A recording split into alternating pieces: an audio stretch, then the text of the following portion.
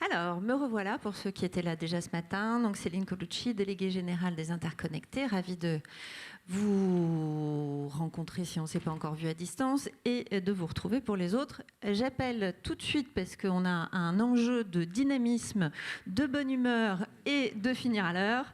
Donc, tous ceux qui sont là savent que je me suis mis une pression d'enfer pour que personne ne s'endorme cet après-midi et qu'à 17h, tout le monde puisse rentrer chez soi comme un bon vendredi l'exige. Voilà, donc ça c'est aussi de la bonne pratique événementielle, on va dire.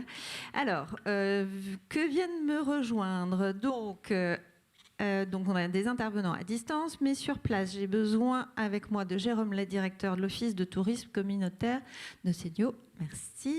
Seignan, pardon. Que je ne dise pas de bêtises et vous me direz s'il fallait le prononcer comme ça ou pas, parce que là, je me sens terminée. Non, ça va ? Bon, ça va, super. Et donc Antoine Rochette, directeur associé de Simbird, qui a témoigné d'avoir fait son passage au numérique responsable en termes de matériel. Bravo, c'est formidable. Et puis Guy Tillemont, donc directeur technique de Digital Max. Donc ça, vous êtes là avec nous. Merci beaucoup à vous d'être ici. À distance, et s'ils peuvent allumer leur écran au fur et à mesure. Donc Jean-Christophe Elino de Naos Cluster. Bonjour à tous. Alors, est-ce qu'on vous voit ? Voilà, on vous laisse présenter en 2 minutes Naos Cluster. Un Nouvelle-Aquitaine open source, un pôle de développement économique, bras armé de la région sur le logiciel libre et l'open source. Donc vous avez vu tout à l'heure, il y avait des questions pour vous, donc on va pouvoir avancer sur ce sujet. Merci à vous d'être avec nous. À distance également, Mathias Hummel, responsable des services pilotage, plan de transformation, de mutualisation de Bordeaux Métropole. Bonjour. On vous voit, on vous entend, c'est parfait. Parfait. Comme vous serez le premier à prendre la parole, je reviendrai vers vous dans très peu de temps pour que vous nous en disiez plus sur votre rôle et ce que vous faites au sein de Bordeaux Métropole. Merci d'être avec nous. Merci beaucoup. Et donc ensuite, nous avons à distance Sophie Provost, qui est chef de projet numérique responsable à Rennes Métropole et à la ville de Rennes. Bonjour Sophie. Bonjour à tous, bonjour Céline. On ne s'était pas parlé cette semaine, ça me fait plaisir. C'est ça. Parce qu'on travaille ensemble aussi sur ce guide des bonnes pratiques pour accompagner les collectivités sur ces stratégies numériques responsables. Donc on se parle très souvent. Merci à toi d'être là. Alors, l'idée, c'est qu'on puisse, comme le nom l'indique, partager des outils et des bonnes pratiques activables. Alors, on ne pourra pas être exhaustif sur tout ce que vous faites les uns et les autres. Malheureusement, je m'en excuse d'entrée de jeu. L'idée, c'est que ce soit un teaser, qu'on ait envie d'en savoir plus et que vous puissiez chacun partager aussi une ou deux bonnes pratiques dans un temps imparti court. L'idée étant qu'on puisse aussi avoir des questions et des réponses dans la salle. Alors, pour démarrer, je vais demander à Mathias Hummel de nous rejoindre à nouveau. Voilà. Alors, peut-être nous rappeler quel est votre rôle au sein de Bordeaux Métropole et puis finalement, quel est votre contexte actuel en lien avec ce numérique responsable. Très bien. Donc, Mathias Hummel, merci de m'accueillir. Donc, je suis au sein de Bordeaux Métropole, donc responsable du pilotage de notre plan de transformation du système d'information. Donc, et parmi ce plan de transformation, une composante qui est devenue aujourd'hui stratégique et essentielle pour nous, autour de notre démarche numérique responsable, dont je suis le pilote au sein de Bordeaux Métropole. Peut-être un petit mot sur Bordeaux Métropole. Donc, aujourd'hui, ça représente 28 communes. D'un point de vue numérique, on a mutualisé, donc on a en gestion aujourd'hui, au travers de notre direction générale du numérique, 14 de ces communes. Et donc, ça représente environ 20 000 agents qui sont utilisateurs de notre système d'information. Et si on parle des usagers, un peu plus de 500 000 usagers derrière qui utilisent également les services numériques en ligne, entre autres, qu'on met à disposition. Donc, on est à peu près sur ce périmètre-là. Ça fait tout de même 12 000 agents, hein, vous me disiez aussi. Donc, pour donner ça fait 12 000 postes de travail après derrière, effectivement. Et après, il y a également les écoles qui sont évidemment dans le périmètre où on est sur à peu près 45 000 écoliers par ailleurs également adressés. Donc voilà, un périmètre vaste. Et donc, quelle est la bonne pratique que vous vouliez nous partager aujourd'hui? C'est notamment Ouais, sur la mesure de l'impact. Je pense que ouais, ça effectivement. fait partie des grandes questions que tout le monde se pose. Donc, merci de nous l'avoir proposé. Et je vous laisse nous présenter comment ça s'est inscrit dans votre plan de travail et quelle est la mise en œuvre actuelle. Oui. Donc, on a adopté d'un point de vue numérique nos orientations sur le mandat en cours en septembre dernier, de septembre 2021, qui projette nos ambitions numériques de la métropole. Et du coup, le numérique responsable n'est pas porté spécifiquement par une orientation, mais vient infuser l'ensemble. Et ce qu'il y a derrière, ce qu'on souhaite faire, c'est vraiment travailler sur un équilibre parce que notre conviction, c'est qu'il faut qu'on puisse, nécessairement, il y a du développement d'usage, de la donnée, de plus en plus de données manipulées, et il faut qu'on travaille l'équilibre entre finalement ces usages qui doivent avoir une valeur et leurs impacts, et derrière la notion de responsable, on met l'environnemental, le social et le sociétal. Donc, on travaille sur ces trois dimensions. Et du coup, dans ce cadre-là, pour travailler cet équilibre, le premier travail qu'on a engagé, c'est effectivement sur la mesure de notre empreinte carbone territoriale d'un point de vue métropolitain. Et pour ce faire, on a travaillé avec une société qui est encore une start-up, mais dont on était le premier client, qui est une société nantaise qui s'appelle Aguaro. Et l'objectif, ça a été de construire notre outillage de mesure, et cet outillage aujourd'hui, donc qui s'appelle MyIT Footprint, il est automatisé, très largement automatisé, disons à 60-70%. Et ce que ça nous permet, c'est que ça nous permet de piloter les impacts de notre stratégie dans le temps. Ça nous permet d'aller simuler des éventuelles actions qu'on voudrait mettre en place, que ce soit de sensibilisation, que ce soit sur le cycle de vie de nos équipements, de nos applications, que ce soit sur des objectifs qu'on pourrait mettre auprès de nos fournisseurs dans le cadre de marché. Donc, du coup, de piloter, de simuler ça en le rendant concret sur notre mesure. Donc, voilà, donc, cette mesure, elle est automatisée, elle est dynamique et elle nous a permis de travailler notre stratégie, et elle nous permet aujourd'hui de nous piloter. Et le dernier point, c'est que sur cette mesure, elle nous permet on l'utilise aussi beaucoup aujourd'hui comme outil pour sensibiliser. Elle est fine, c'est-à-dire qu'au-delà d'avoir un chiffre global qui éclaire sur ce qu'est notre empreinte carbone à l'échelle du territoire, on a un niveau de détail qui explique ça suivant les différents pans d'un système d'information, suivant sur les 14 villes qu'on est amené à adresser au sein de la métropole, et qui nous permet un niveau d'analyse et de communication vis-à-vis des agents, des élus assez fluide et objectif. D'accord, donc concrètement, ça veut dire que vous êtes en capacité de dire l'impact carbone du parc informatique à l'intérieur de la métropole de Bordeaux, cœur, s'étend, si on compte les territoires mutualisés, s'étend, etc. C'est un peu ça l'idée. Et la ville de Mérignac ou la ville de Sétan, et voilà pourquoi. Okay. Là, le détail, et voilà comment on peut influer sur ce détail. D'accord, oui, parce que l'influence, après, c'est agir une fois qu'on a compris. Et justement, est-ce que vous en servez aussi en aide à la décision, enfin, comme outil d'arbitrage sur ce que vous allez mettre en œuvre, c'est-à-dire vous mettez en place un nouveau projet, comment cette mesure-là peut aider aussi à choisir ?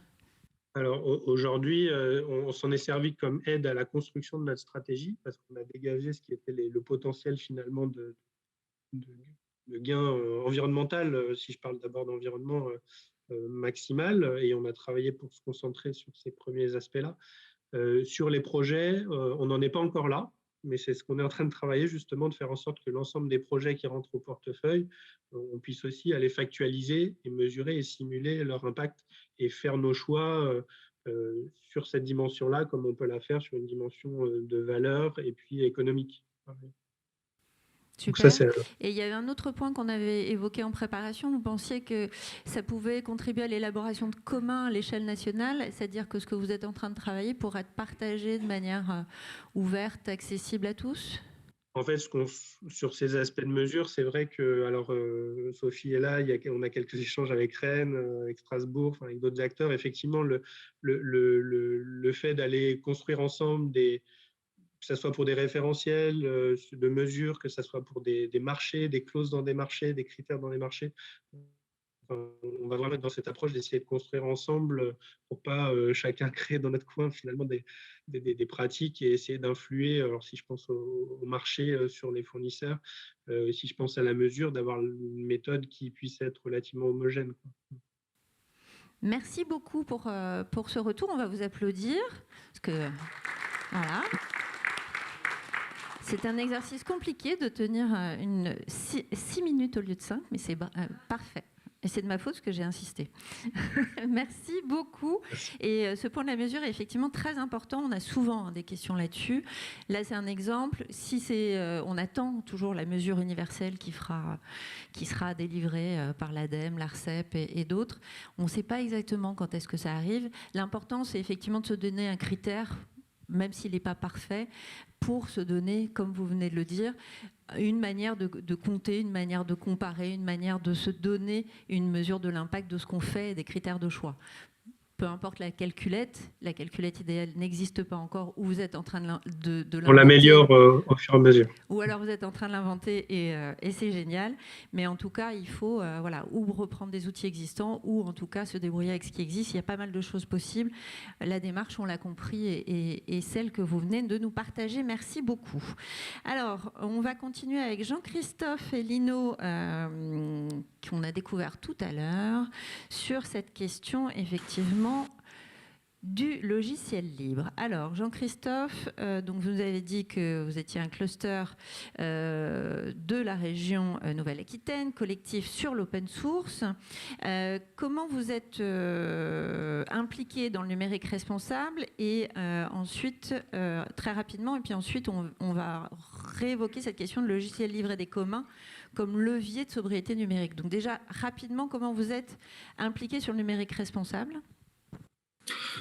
Bien, rebonjour à tous. Je crois que la plus grosse part d'implication de Naos, effectivement, sur le sujet du numérique responsable, c'est ce documentaire qui a été tourné en 88 jours, qui s'appelle Responsable du numérique, qui est accessible effectivement aujourd'hui sur Internet. Il existe en 2 versions, une version un peu plus longue, 67 minutes, et une version un petit peu plus courte, 52 minutes, une version TV.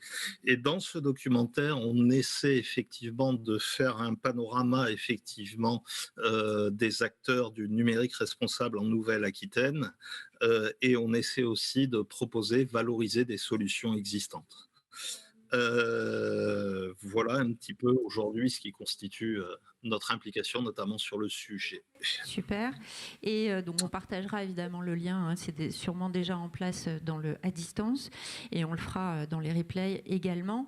Peut-être sur la question du logiciel libre et des communs comme outil à la sobriété numérique. On a eu un peu un certain nombre d'arguments déjà évoqués jusqu'à présent.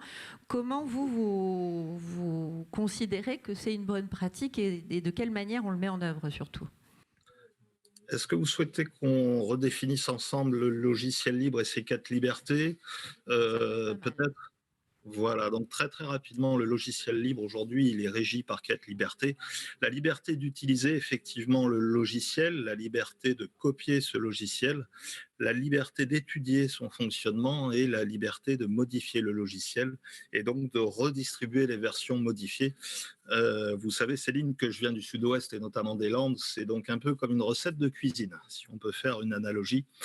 Et une fois qu'on a dit ça, effectivement, pour nous, cet aspect logiciel libre et numérique responsable, on le retrouve, il est fondamental dans ce qu'on appelle l'ouverture du code source, la mise à disposition de code source et donc de pouvoir réutiliser du code qui a déjà été codé, déjà été programmé et surtout de l'améliorer et de le faire évoluer.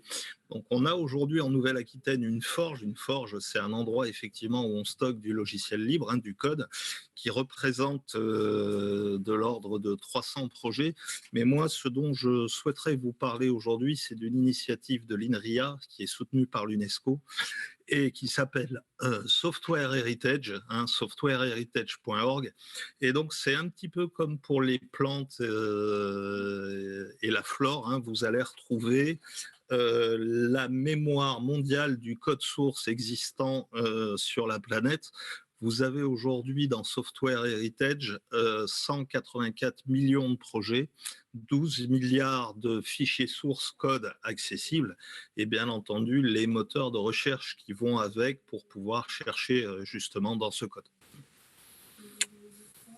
D'accord. Et donc, comment on peut mobiliser toutes ces ressources quand on a envie d'être plus responsable dans sa pratique quotidienne en tant que collectivité au hasard? Alors, il y a bien entendu aujourd'hui, pour les développeurs, vous l'avez compris, cet aspect réutilisation du code. Pour les collectivités, et notamment, je pense au site internet, je sais que nos entreprises aussi dans la filière sont assez sensibles là-dessus. Il y a un vrai travail actuellement qui se fait sur l'éco-conception des sites internet. Il existe effectivement plusieurs façons de procéder et on a aujourd'hui le moyen de tester véritablement ce que l'on va concevoir en termes de site internet. Et chez nous, notre filière est très sensible à une organisation qui s'appelle la Green Web Foundation et qui est une organisation qui a un moteur d'évaluation qui permet d'obtenir un petit certificat affiché en bas du site si le site a été validé et co-conçu et testé correctement. Conception. Donc l'idée c'est qu'on ait donc des logiciels qui sont plus légers, qui sont plus facilement accessibles, donc qui nécessitent un matériel moins puissant et moins de bandes passantes pour le dire quand on veut consulter. Donc on consomme moins à l'usage et on peut utiliser du matériel qui dure plus longtemps. Est-ce que vous avez des chiffres sur voilà, ou des éléments quantitatifs sur cet allongement de durée de vie du matériel grâce à ce type ou des exemples à nous partager? Ça a déjà été un peu évoqué tout à l'heure, mais est-ce que vous avez là aussi des bonnes pratiques ou quelques leviers activables facilement? Je crois que la meilleure des pratiques dans le logiciel libre, c'est celle qui est utilisée dans ce qu'on appelle les install parties. Alors les install parties, ça consiste effectivement à remettre à disposition des ordinateurs qui ont 4, 5, 6, 7, 8 ans de vie et d'y installer des systèmes d'exploitation, et en l'occurrence dans ce cas-là des systèmes d'exploitation Linux qui ont la capacité effectivement de faire fonctionner plus que très correctement ces ordinateurs. Et on a aujourd'hui encore beaucoup d'install parties qui existent, notamment en Nouvelle-Aquitaine.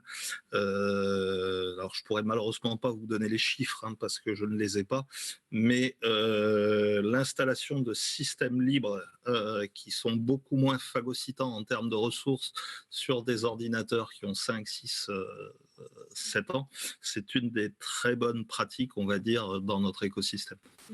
Merci beaucoup de ce point très clair. On va continuer et vous serez mobilisés pour des questions après. Préparez-les dans la salle. Ils restent tous là pour le dernier quart d'heure. Donc ensuite, pour continuer peut-être sur une logique d'application, un petit peu de ce qu'on vient d'entendre, je me tourne vers vous, Jérôme. Donc vous êtes Jérôme Lett, directeur de l'Office de tourisme communautaire du Seignan, c'est ça? Ok. Super. Et donc, je vais vous proposer déjà de vous présenter, puis de nous présenter la carte. Enfin, vous travaillez, vous, sur des volets de souveraineté et une préoccupation sur la mise en œuvre de vos outils numériques. Donc, peut-être nous présenter la démarche et la démarche de l'Office du tourisme. Oui, bonjour à tous. Donc très rapidement, remettre un petit peu le contexte parce que c'est assez atypique de trouver un office de tourisme à cet endroit-là. Mais sauf que l'historique, c'est qu'on a beaucoup travaillé sur le volet durable de notre destination et de la communauté de communes du Seignan que je représente là. Donc on a travaillé là-dessus à partir de 2010, etc. Donc avec notamment l'éco-labellisation de certains hébergements et voilà. On est arrivé à un effet de seuil et donc on se posait la question du aller plus loin. Et c'est pour ça qu'on s'est un petit peu plus intéressé au volet informatique et au numérique responsable. Donc on a adopté aussi un petit peu les logiciels libres et notre idée c'était de réduire la dépendance à Google puisque comme vous le savez le gros de la promotion touristique échappe au territoire et ont été cannibalisés par Google et consorts, Booking, Expedia, enfin des gros opérateurs. Donc l'idée, c'était un peu d'explorer les alternatives. Et à force de travail, d'engagement, aujourd'hui, on vient de déménager. Donc on vient d'aménager dans des nouveaux lieux. Et l'idée de cet office-là, c'est finalement de proposer et de donner à toucher et à voir une alternative heureuse aux GAFAM, quoi, grosso modo. Alors pourquoi nous? Parce que, en fait, pourquoi l'office de tourisme? Parce que nous, notre cœur de métier, c'est de gérer de la donnée. On recense de l'information sur notre territoire et on la donne en partage aux touristes. Historiquement, c'est ça notre métier. Sauf qu'aujourd'hui, on a une vision un petit peu plus globale, c'est-à-dire qu'on a vocation, je pense, à s'adresser aux habitants, sachant que les touristes sont des habitants, éphémères certes, mais sont des habitants du territoire. Donc on a élargi un petit peu le périmètre des données que nous travaillons. Donc au départ, c'était grosso modo le triptyque hébergement, restauration, loisirs. Mais aujourd'hui, on se rend compte qu'il y a une attente qui est une connaissance plus fine du territoire. Et aujourd'hui, c'est pas rare que même un touriste nous demande la liste des producteurs du territoire, hein, la liste des pointeries du territoire, la liste des aires de pique-nique ou des heures de jeu enfants du territoire. Et donc là, on est sur de la donnée un petit peu périphérique à nos données métiers, mais qui sont aussi importantes finalement pour les touristes que les habitants. Donc voilà un petit peu la légitimité. J'ajouterai juste que l'Office de tourisme, c'est une association, loi 1901, dans laquelle il y a des représentants élus du territoire, il y a des représentants professionnels du territoire, dans le champ des loisirs, de la culture, de l'hébergement, etc. Et il y a aussi des représentants des associations culturelles, par exemple, du territoire. C'est pour ça qu'on a considéré qu'on était légitime pour ça, et puis qu'on a développé un peu cette appétence au fur et à mesure. Et donc aujourd'hui, je viens vous parler plus particulièrement des données libres, à ne pas avoir évoqué les logiciels libres. D'accord. Donc là, vous vouliez partager cette logique de données avec une préoccupation côté souveraineté, partage dans le respect de la vie privée, et puis des mises en action très concrètes comme la carte dont l'adresse figure ici. Je ne sais pas si on a une image de la carte elle-même. Voilà. On ne pouvait pas organiser une démo dans le temps imparti, mais voilà, je vous laisse peut-être détailler ces points-là. Disons qu'on travaille à une carte qui est alimentée par les données que nous maîtrisons bien, hein, qui sont issues de nos systèmes d'information métiers, donc la liste des hébergements, etc. Donc on est sur une grosse base de données partagée à l'échelle régionale. Mais donc, c'est l'objet des 4 petits icônes que vous voyez sur le haut: hébergement, restauration, loisirs, culture et patrimoine. Là, on est sur les prérogatives historiques de l'Office de tourisme. Sauf que désormais, sur cette carte-là, on y associe des commerces, des infotransports, des urgences dans le champ de la santé et surtout des services pratiques. Donc l'idée, c'est d'aller chercher des données dans cet outil, dans cette base de données géolocalisée qui est OpenStreetMap. En 2 mots, c'est une cartographie qui est l'équivalent un peu de ce qu'on pourrait, de ce que vous connaissez de Wikipédia. Donc Wikipédia, c'est la somme des connaissances de la planète à aujourd'hui. Ce OpenStreetMap, c'est une géolocalisation des données dont on a connaissance aujourd'hui. Donc, on est sur de l'open data, c'est-à-dire que n'importe qui peut aller ajouter de l'information dans cette carte, en enlever, l'actualiser, la mettre à jour. Donc, il y a des particuliers qui le font, mais il y a aussi de gros opérateurs qui le font. On a parlé du Sitcom tout à l'heure. Par exemple, le Sitcom met la géolocalisation de tous ces pointeries dans ce système de données, et donc qui est récupérable par nous autres, Office de tourisme, ou qui y veut.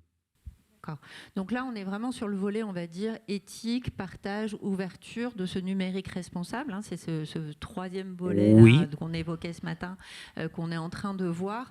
mis au service finalement d'un projet, d'un office de tourisme qui a besoin de renseigner et de collecter la donnée à l'échelle de son territoire sur l'ensemble des domaines que vous avez listés. En termes, on va aller vite, mais en termes de garantie, de souveraineté, d'exactitude des données, comment vous faites par rapport à ça ? Déjà, on la maîtrise, puisque je rappelle qu'il n'y a pas longtemps, la plupart des collectivités, des institutions et encore bien d'autres opérateurs privés étaient dépendants de Google Maps pour géolocaliser son activité, et donc dépendant aussi, puis jusqu'au jour où Google Maps a décidé d'augmenter de 1400% le tarif d'affichage des cartes sur les sites. Donc voilà. Donc là, on parle de durable, globalement. C'est important d'avoir une durabilité dans les données aussi, et surtout une souveraineté, puisque toutes les informations que vous allez voir là, finalement, on les maîtrise. C'est-à-dire qu'on choisit d'aller récupérer telle ou telle information dans OpenStreetMap. On a un filtre, on choisit de l'afficher ou pas sur notre carte. Et puis surtout, ça nous permet au passage, nous, d'alimenter cette base de données aussi pour les autres. Donc on est dans un modèle assez vertueux et qui nous permet donc d'avoir la main sur les données et au passage de mieux renseigner les équipements publics, parce que je crois que Google se contrefout un peu, se contrefout même d'afficher des données publiques, puisqu'il ne va pas vendre de la pub dessus. Alors que là, on va pouvoir quand même afficher des pointeries, des toilettes publiques, des aires de jeux enfants, etc., sans être dépendant des passages satellites de nos amis Google. Très bien. Je crois que c'est clair. Et pour ceux qui ne connaissaient pas OpenStreetMap, effectivement, c'est une alternative qui existe depuis de nombreuses années. C'est un collectif qui a au moins 10 ans. Enfin, nous, on les connaît depuis plutôt 20 même. 10 ans, et qui est extrêmement costaud en termes de solutions de cartographie. Et qui est très utilisé par la Poste, par la SNCF, même par Facebook, etc. Ouais, donc ça, c'est vraiment quelque chose de très établi. Un dernier point sur un retour d'expérience sur l'hygiène numérique que vous appliquez en interne. Oui, parce que ce n'est pas l'alpha et l'oméga de nos engagements, cette carte-là, bien que ça en soit l'outil le plus visible. Mais bon, voilà, on a intégré aussi et on continue d'intégrer de plus en plus des logiciels libres dans notre fonctionnement. Et puis ça va de pair aussi avec un peu d'hygiène numérique. Nous, on fait depuis quelques années un data day, par exemple, en interne dans l'office de tourisme, où on ferme nos portes. On fait une journée de la donnée sur laquelle on ferme nos portes et on se consacre exclusivement à nettoyer les ordinateurs, faire le tri dans nos données, etc. Revoir un petit peu quels sont les comptes qu'on a ouverts chez qui, s'ils ont lieu d'être entretenus ou pas, des abonnements à des newsletters, etc. Le nettoyage de nos boîtes mail, etc. C'est comme pisser sous la douche, ça ne change pas foncièrement les grands volumes, mais ça participe de la prise de conscience aussi et de la valeur de ces données-là. Merci de ce retour d'expérience, de dire finalement que ça s'intègre aussi dans le processus de travail, d'avoir un temps de prise de conscience, qu'est-ce qu'on est en train de faire, comment on utilise, qu'est-ce qu'on peut optimiser, que ce soit sur la donnée ou que ce soit sur autre chose. C'est peut-être aussi là une bonne pratique qu'on peut retenir. Et merci de nous la partager. Merci. Je crois qu'on applaudissait, non ? Et puis j'ai oublié, oui. Alors, pardon pour le précédent qui n'a pas été applaudi, mais qui sera applaudi 2 fois à la fin. Je suis désolé de ne pas pouvoir rester jusqu'à la fin. J'avais des engagements qui étaient pris sur cette journée-là, donc je vais devoir vous quitter dès la fin de la table ronde. Je m'en excuse. Vous êtes pardonné. Merci beaucoup. Alors, je vous propose de continuer notre tour de bonnes pratiques. J'espère que ça vous plaît, que vous apprenez plein de choses passionnantes. J'ai l'impression que vous êtes super réveillés. Donc ça, c'est chouette.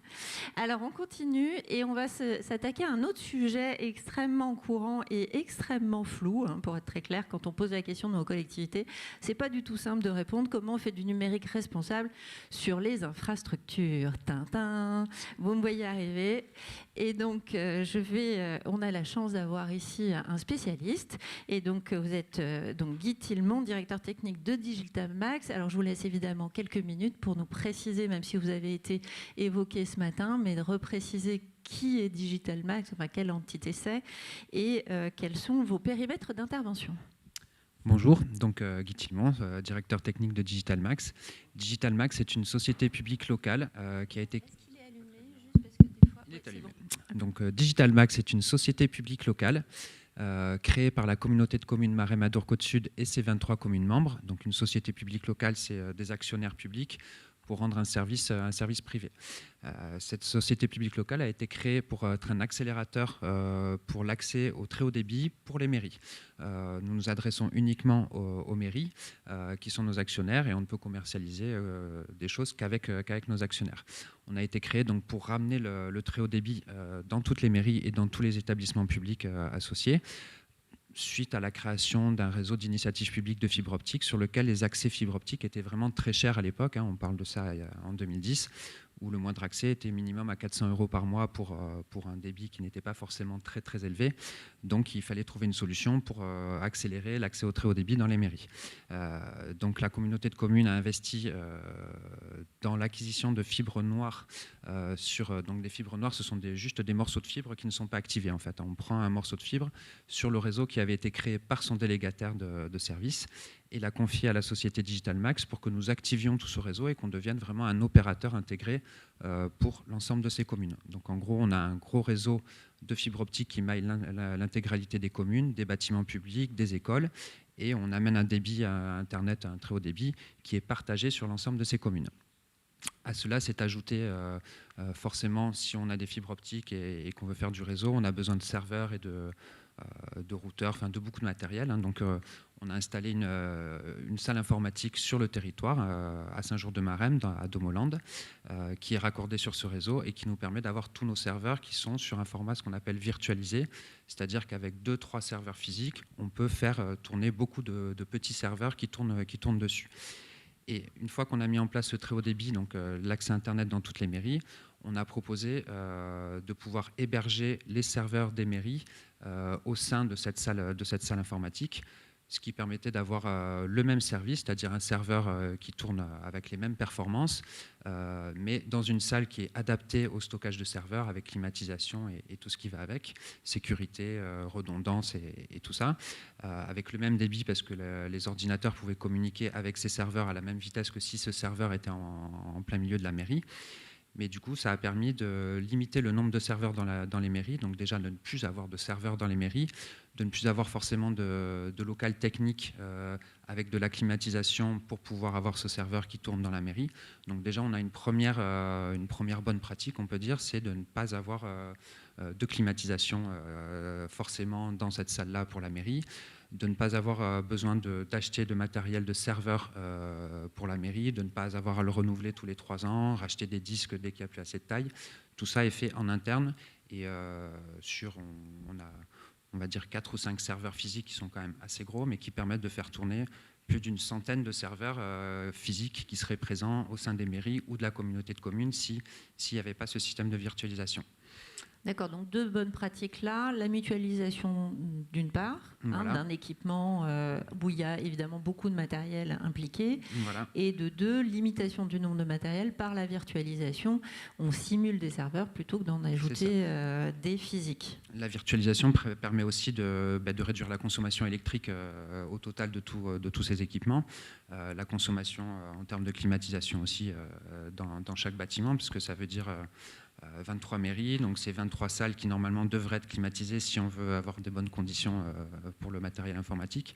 Donc ça fait quand même beaucoup d'économies de ce côté-là. Notre système permet aussi d'interconnecter l'ensemble des bâtiments entre eux, ce qui permet d'éviter de forcément avoir des routeurs assez complexes dans chaque bâtiment qui permettraient de faire des interconnexions. Toutes ces interconnexions peuvent être faites à notre niveau, au niveau opérateur. On a aussi la souveraineté des données, mais ça, c'est pas forcément l'aspect éco-responsable. C'était vraiment l'idée de base, était de garder nos données sur le territoire et de ne pas forcément les confier sur des opérateurs extérieurs. D'accord, donc on a aussi en effet complémentaire la question de la souveraineté qui fait partie plutôt des enjeux d'éthique, de souveraineté dont on a parlé, qui font partie pas de la sobriété mais du numérique responsable en plein. Voilà. Est-ce qu'il y a d'autres éléments qui vous paraissent importants à partager sur cette question de l'infrastructure numérique responsable ? Tout à fait, donc ça a été évoqué ce matin par M. Lagrave aussi. Le fait de regrouper toutes ces données en un seul point et d'avoir un réseau qui soit mutualisé à l'échelle de l'intercommunalité, ça permet de limiter les échanges. de limiter les échanges. Si on peut comparer par exemple à quelqu'un qui aurait sa messagerie sur un serveur qui serait hébergé à Paris ou peut-être même à l'extérieur aux États-Unis, là tout est stocké à Saint-Jean-de-Maresme, donc très localement, à 10 km d'ici.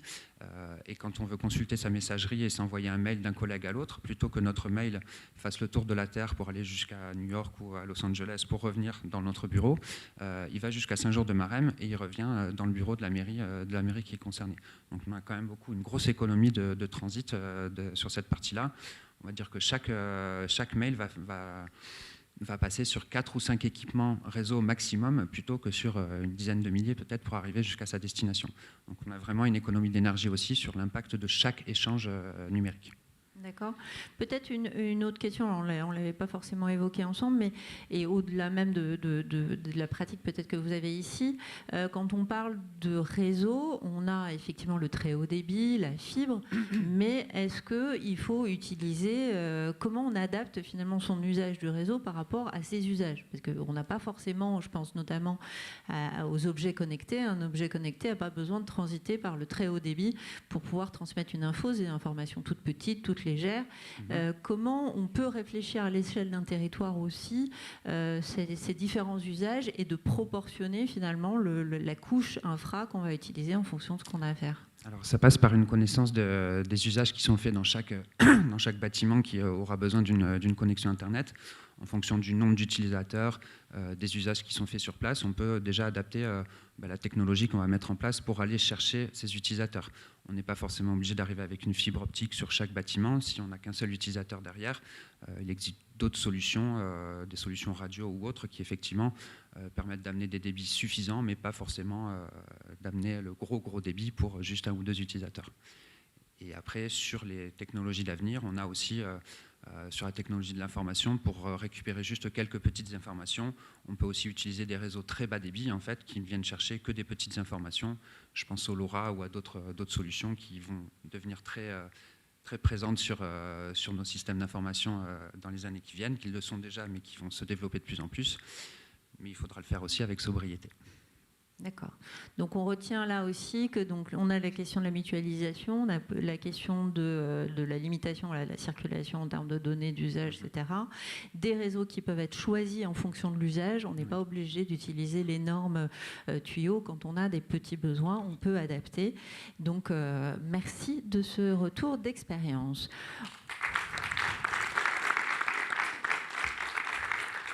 Le public est super attentif, j'allais oublier, mais il a applaudi spontanément. Vous êtes géniaux, on continue. Alors, je me tourne vers vous maintenant. Alors, vous êtes Antoine Rochette, directeur associé de Synbird. Et donc là, l'idée aussi, c'est peut-être de rappeler évidemment qui est Synbird et puis de nous partager, même exercice que pour tout le monde, votre implication en termes de numérique responsable et puis de partager une bonne pratique qui peut être utile à tous. Alors, merci. Donc, Synbird, en quelques mots, alors c'est une solution informatique utile. Je crois que c'est important à signaler aujourd'hui. Hein. donc voilà, on est une solution utile de prise de rendez-vous, file d'attente et puis gestion de relations à l'usager, donc les démarches en ligne. On travaille aujourd'hui pour 400 collectivités, c'est vraiment notre cœur de cible. Enfin, on travaille quasiment que pour des collectivités aujourd'hui. On travaille notamment pour Niort, on espère travailler bientôt pour Saint-Vincent-de-Tyrosse. On espère travailler pour chacun d'entre vous. Non, donc voilà, c'est une belle solution. On est basé à Chambéry, donc alors c'est assez rigolo, ça fait écho. On a échangé hier avec l'agglomération de Chambéry, qui est dans la même démarche que l'agglomération ici, de collecte à l'échelon un peu plus global de déchets numériques et de déchets des collectivités. Donc voilà, on sent qu'on partage un peu ces mêmes convictions, on partage ces mêmes envies. J'ai déjà parlé des PC reconditionnés. Enfin voilà, on est dans le même bain. Et du coup, je viens échanger avec vous quelques chiffres. Voilà. D'accord. Donc, on voit que vous êtes impliqué et effectivement, vous avez témoigné tout à l'heure aussi de vos évolutions de pratique même en interne, au sein même de votre fonctionnement.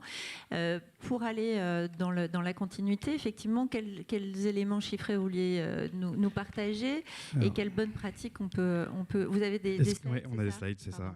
Ouais. C'est moi qui. Voilà. Donc, on a fait deux. Oui, merci beaucoup. Ça va être mieux. On a 2 slides un peu chiffrés. Alors, ces grosses mailles, hein, vous ne nous en voudrez pas, on a sûrement oublié des choses. On n'est pas une entreprise de bilan carbone. Voilà, on a essayé d'évaluer quelques postes de dépenses et d'essayer de voir comment on pouvait être plus vertueux chez Sinbird. Alors, ça tombait assez bien, ça confortait les intuitions qu'on a eues au départ, donc ça nous rassure. Mais du coup, on a voulu comparer la différence d'empreinte écologique, d'empreinte carbone entre un travailleur de bureau et un commercial qui est en présentiel ou qui est en télétravail la majeure partie de son temps. Et donc, on a pris 4 gros postes de dépenses, donc l'EPC, le chauffage, le transport et la visio, qui sont globalement les 4 postes qui nous semblaient intéressants à comparer, parce que on entend souvent dire oui, mais le télétravail, du coup, il y a beaucoup de visio. Alors, ça m'a rassuré dans ton intervenant d'avant qui pense la même chose que nous, mais on va en reparler à l'instant. Donc, ce qu'on constate, c'est que sur un travailleur sédentaire, on n'a pas une énorme différence finalement entre le présentiel et le télétravail, en tout cas 3 jours sur 5. Ça commence sur du full remote, sur du complètement télétravail. Il y a une certaine différence, mais finalement, tout se rejoint un petit peu en termes de télétravail et de présentiel pour le travailleur sédentaire. À l'inverse, par contre, le commercial, et nous, on en a pas mal en France qui vont voir les 36 000 communes. Alors, non, on ne va pas forcément voir les 36 000 communes, mais si les commerciaux devaient voir les 36 000 communes en voiture, je vous promets qu'il y a beaucoup, beaucoup d'essence qui partirait en fumée. Et du coup, là, on a un rapport de 1 à 2, voire presque plus, entre le télétravail et le travail en distanciel. Il y a quand même un petit peu de poste de transport qui a été compté dans le commercial en télétravail parce qu'on veut quand même faire du présentiel, on veut quand même être physiquement présent dans certaines mairies. Mais voilà, du coup, l'essentiel de notre travail commercial aujourd'hui se fait en distanciel. Donc, finalement, dans les 4 cases, on a à peu près 1 tonne qui est consommée par le numérique. Donc, 1 tonne sur 1 tonne 4 ou 1 tonne 8 pour les travailleurs de bureau. Et donc, ça représente 17% en présentiel et 75% pour certains en télétravail. Donc, c'est vraiment... voilà, nous, ce qui nous paraît important, c'est de dire, en effet, ça a déjà été dit, mais avant de se concentrer sur le numérique responsable, ou en même temps, c'est hyper important, me semble-t-il, d'insister sur le fait qu'on est dans un monde global et que si vous avez une entité numérique responsable, ça nous paraît aussi essentiel de se concentrer sur le transport responsable et l'énergie ou le chauffage responsable, qui sont potentiellement des postes de dépenses qui sont... énorme aujourd'hui. On avait un...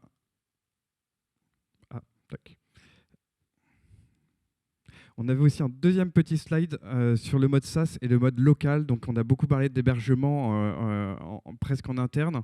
Nous, aujourd'hui, on développe du logiciel SaaS, mais la logique est un peu la même. C'est vraiment la mutualisation dont vous venez de parler.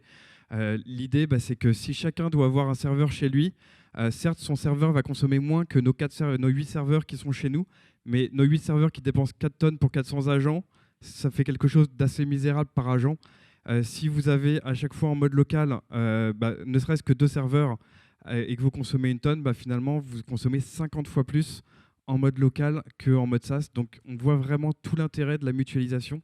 Et voilà, ça me permet de rebondir sur la doctrine cloud de l'État qui incite vraiment les collectivités à passer en mode SaaS. Ça nous paraît aujourd'hui essentiel de mutualiser ces données-là. Mais je rapporte ça au slide précédent, entre 1 kg et 50 kg par rapport aux 5 tonnes 8 de notre commercial d'il y a 2 minutes. On voit qu'il y a quand même des choses qui sont peut-être à prioriser par rapport à d'autres. Donc voilà, on est très fiers de nos PC Linux, on est très fiers de certaines choses, mais voilà, j'insisterai jamais assez sur le fait que nous, on est très attachés au numérique, mais voilà, faut faire attention à ce qu'il y a autour et à son empreinte carbone d'une manière globale. Merci beaucoup. Je crois qu'on peut vous applaudir.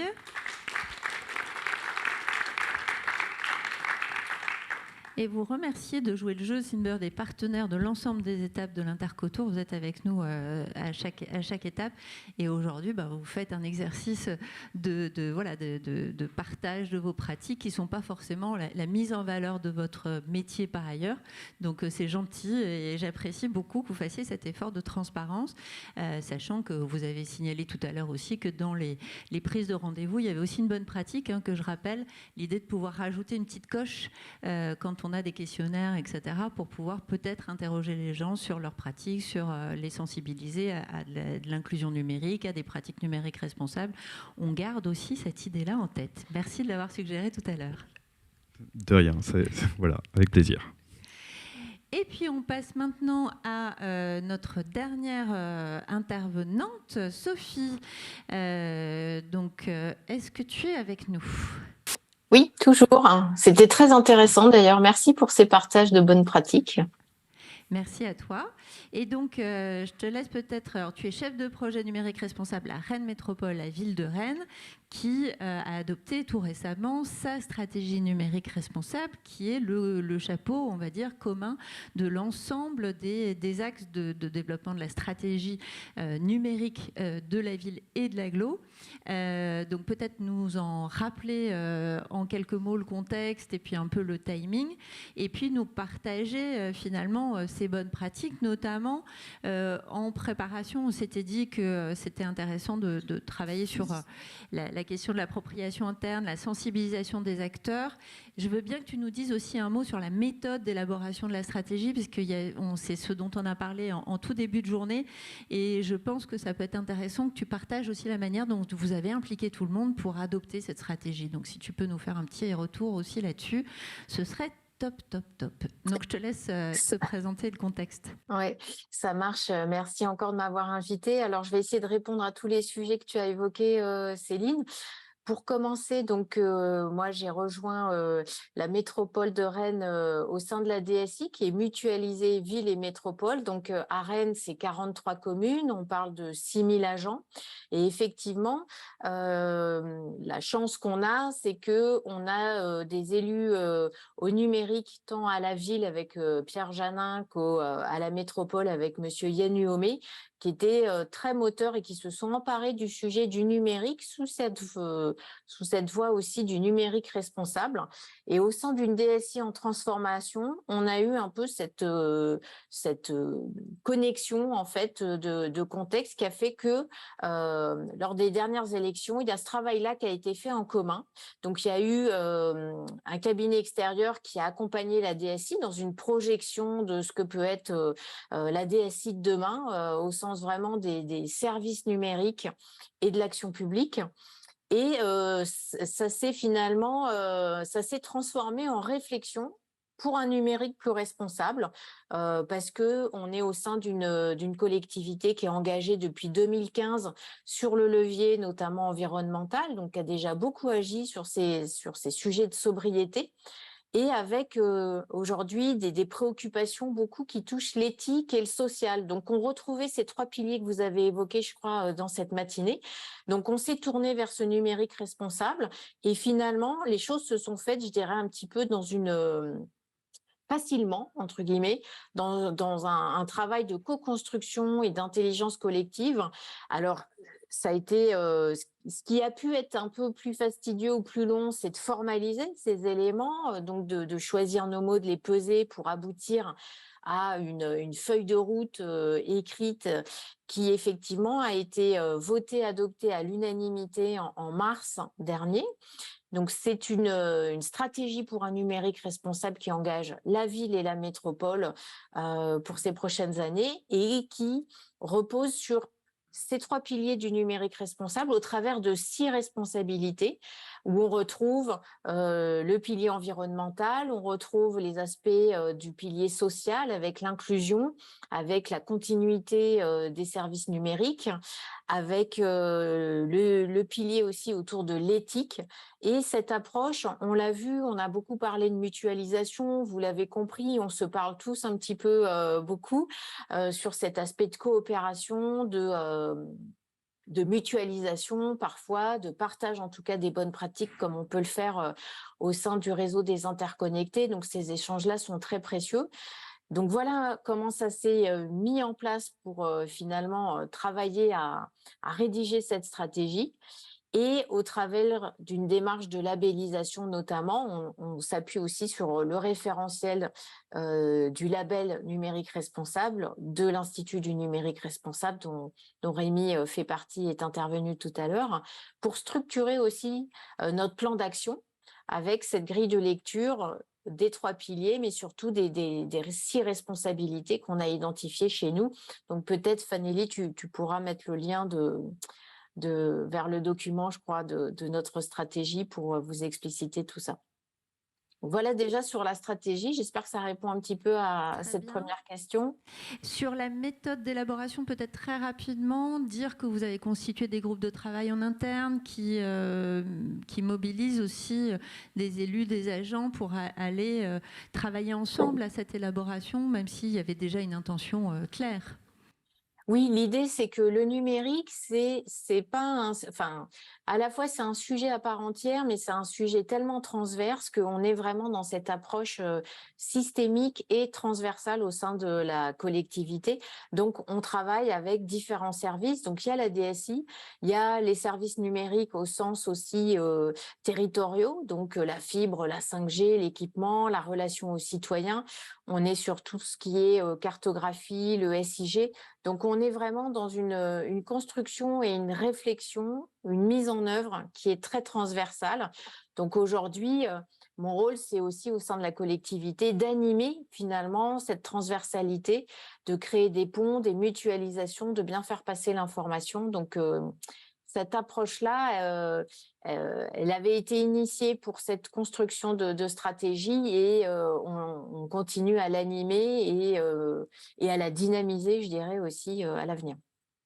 Super, merci beaucoup. Et pour l'autre point que tu voulais évoquer, la question effectivement de l'appropriation interne et la sensibilisation des acteurs. Oui, alors nous, on a choisi justement, par rapport à ce que j'ai expliqué, on a choisi de former une équipe d'ambassadeurs finalement. Donc, on a choisi quasiment une vingtaine de personnes au sein des différents services concernés, de la transition écologique, de la donnée, des différents services que j'ai évoqués. Et dans le cadre de notre labellisation, on a rassemblé toutes ces personnes-là à être formées aux enjeux et à la maîtrise des bonnes pratiques du numérique responsable pour sensibiliser et avoir des interlocuteurs finalement concernés. Donc, on a eu plein de volontaires puisque c'est vrai qu'au sein de la métropole, voilà, on est sur 10 années déjà d'implication et d'engagement. Donc, on a travaillé à former un pool d'ambassadeurs. On a la chance aussi, avec le plan France Relance, d'avoir pu obtenir des conseillers numériques au sein de nos collectivités. Donc, on travaille beaucoup avec nos conseillers numériques. Ça fera peut-être le lien avec votre prochaine table ronde. Et on les a formés également à la fresque du numérique pour, là encore, toucher du doigt cette matérialité du numérique, mieux comprendre les concepts pour travailler de façon coordonnée sur ces sujets-là. Et on a commencé ces ateliers-là et avec des ingénieurs au sein de la DSI, on voit que c'est un atelier qui continue finalement à apporter des éclairages, des enseignements. Donc, c'est un outil qu'on va déployer de plus en plus et qu'on a du coup internalisé en formant nos conseillers numériques. Eh bien, merci beaucoup pour ce partage de bonnes pratiques. Je pense qu'on peut t'applaudir aussi. Merci. Alors, le défi timing est pas mal. Il nous reste 2 minutes. Est-ce que, ici ou à distance, certains d'entre vous ont des questions ou veulent partager une bonne pratique aussi de leur côté? Ah, je vois qu'il y en a une là. Alors, je vais y aller. Tu vas? Merci.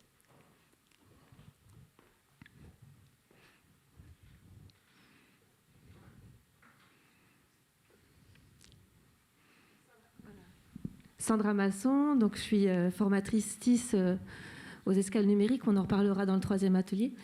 Et donc dans une démarche, on va dire, voilà, qu'on a fait nous au sein de la DSI, sur une réunion de service, Fabienne nous a simplement posé la question si on était prêts, nous, déjà au sein de notre service, de pouvoir peut-être changer nos pratiques numériques, par exemple d'enlever un écran qu'on avait en plus, de pouvoir peut-être éventuellement d'enlever une potence, d'enlever un téléphone qui était peut-être inadapté au quotidien. Et donc, il nous a laissé le temps de réfléchir et dans nos pratiques, à savoir si on pouvait déjà, sur nos postes de travail, réfléchir à se responsabiliser déjà nous, en tant qu'agents, et ce numérique responsable dans notre quotidien de pratique. Nos smartphones, nos téléphones fixes, nos ordinateurs portables et nos écrans, parce que forcément, quand on travaille dans le numérique quotidien, on a souvent 2 écrans pour faciliter le travail. Et on est plusieurs agents à Max à avoir pris l'initiative d'enlever un écran, d'enlever un téléphone et de s'adapter du coup à ce nouveau numérique responsable et ça marche. Voilà, je voulais juste partager ça. Merci beaucoup. Ah, il y a une autre réaction et partage. Oui, bonjour Olivier, administrateur système et réseau Amax. Je revenais par rapport aux chiffres, la différence entre un travailleur sédentaire et un travailleur en télétravail. Je suis assez étonné du si peu de différence d'impact quand on sait qu'un salarié fait en moyenne 36 km par jour, ce qui représente grosso modo 5000 km par an. Donc entre les économies d'essence, d'apport d'essence provenant des raffineries, surtout en ce moment, enfin, même si nous, on a la chance de ne pas trop être impactés. Et c'est vrai, comme le disait Sandra, au niveau de Max, on a incité et proposé aux salariés qui le souhaitent d'enlever le téléphone, puisqu'on est passé avec Digital Max à la téléphonie sur IP. Donc au niveau du télétravail, mon téléphone, il n'est pas branché, c'est mon ordinateur qui fait mon téléphone. Donc je suis assez étonné du si peu d'impact. Alors, allô, oui. Le si peu d'impact, on est quand même de 1,4 à 1,8. Hein, c'était surtout pour comparer mais donc il y a quand même un impact assez fort. Après, on est parti sur du 3 jours sur 5 de télétravail, pas 5 jours sur 5, c'est ce que je disais. 5 jours sur 5, on diminue vachement. Par contre, en effet, le gros poste de dépense, c'est parce que nous aussi on est en téléphonie sur IP, j'ai oublié de le dire tout à l'heure, mais en effet c'est une très bonne pratique à adopter si vous voulez réduire votre parc de terminaux. Mais par contre, un poste de travail qui tourne, c'est ça qui consomme. Tout à l'heure, je parlais d'une tonne de numérique. En fait, c'est une tonne plus quantité négligeable pour la visio égale une tonne, quoi. Et en fait, il y a vraiment une tonne c'est le PC qui tourne, qui consomme une tonne. Donc en fait, après, le 0,4, 0,8, c'est le chauffage de la personne, c'est 2-3 accessoires. Mais c'est vrai que voilà, le gros levier, c'est donc le transport et l'ordinateur portable de la personne avec 80% au moment de l'achat qui pèse très, très, très, très lourd. On peut imaginer que sur des territoires très étendus où le nombre de kilomètres à parcourir pour aller à son poste de travail est plus important, va être aussi différent en termes d'impact que dans un centre urbain où les gens habitent dans la même ville, peuvent prendre des transports en commun. C'est un exemple qui est votre exemple, qui n'est pas vocation universelle. On est parti sur 25 km d'ailleurs, nous, plutôt par jour. Une dernière réponse, parce que sinon oui, on n'est pas dans les temps. C'est encore une pratique, plutôt quand on s'est penché aussi sur la question du numérique sur notre territoire, puisque comme l'a dit Fabien et Madame Charpenel, on distribue des tablettes aux enfants et aux élus. Et dans notre dernier questionnaire, on va dire plutôt d'enquête sur ces familles, il ne faut pas oublier que les enfants d'aujourd'hui seront les adultes de demain, on a posé, et on peut vous poser la question aujourd'hui, combien d'outils numériques on a dans notre quotidien familial. Et certaines familles ont quand même répondu 12. Parce que d'une famille de 2 voire 3, et après on passe au monde des adolescents et ainsi de suite, oui, on peut passer des fois à 12 outils numériques dans les familles. Et là, quand on a eu retour des questionnaires, et même vous, si vous posez la question, on commence à compter combien d'outils numériques vous avez à la maison, ça fait quand même, ça fait beaucoup même. Oui, alors c'est un des premiers trucs qu'on percute, on va dire, quand on fait une fresque de numérique responsable. On se pose la question de combien d'outils on utilise, combien on en a à la maison qui attendent. Et voilà, et très vite, on voit que je crois que le chiffre, c'est 35 milliards d'équipements. C'est absolument gigantesque en termes Et c'est pour ça qu'il y a une urgence à arrêter d'en acheter ou de faire durer le plus longtemps possible. Dernière question, remarque. Parce que je suis en train d'exploser mon propre temps pour la table ronde d'après et je ne voudrais pas faire ça. Oui, non, c'est rapide. C'est juste une remarque. Je rebondis sur un ordinateur qui tourne, c'est une tonne. Ça nous interroge tous quand on sait que globalement, notre objectif, il faut qu'on passe tous à 2 tonnes. Si vous allez sur des outils comme MyCO2, vous allez voir différents outils qui mesurent notre empreinte CO2 dans notre quotidien, sur les transports, l'habitat, etc. On voit que déjà, si on est toute la journée sur le numérique, on empiète déjà beaucoup sur notre quota. Alors le quota des 2 tonnes, c'est 2 tonnes, c'est hors travail. L'ADEME, les bilans carbone, l'objectif de 2 tonnes par personne, aujourd'hui, c'est personnel. Et après, le travail, c'est du coup sera compté à côté, mais voilà, cette tonne compte pas, compte, mais pas dans celui-là. Ouf, on peut garder la tonne de travail, sinon on est tous un peu embêtés. Mais par contre, bonne pratique qu'on n'a pas évoquée, mais qui est évidemment une des toutes premières bonnes pratiques, c'est d'automatiser par exemple l'extinction des matériels, débrancher les appareils en veille. Enfin voilà, tout ça, ça fait partie des bonnes pratiques, pas seulement numériques, mais énergétiques. Et vu le coût de l'énergie, je pense qu'on va tous s'y mettre de manière hyper spontanée. Voilà, on a juste effleurer le sujet des bonnes pratiques, mais je pense qu'il y avait un beau panel quand même. Merci à tous. On vous applaudit encore une fois collectivement.